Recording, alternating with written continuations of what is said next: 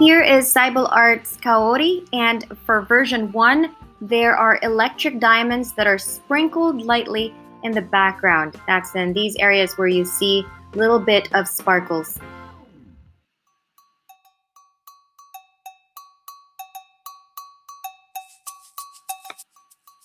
And for version 2, not only do we have the electric diamonds in the background, but now we've added red crystals to some of the highlights on the butterfly and some of the outlines on the areas below, as well as in her hair. And you can see where those red crystals are.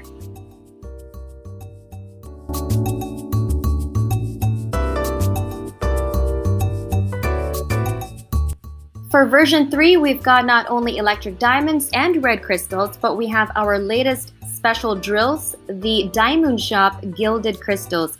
And that's what you see, which is in gold, outlining specific areas in the painting.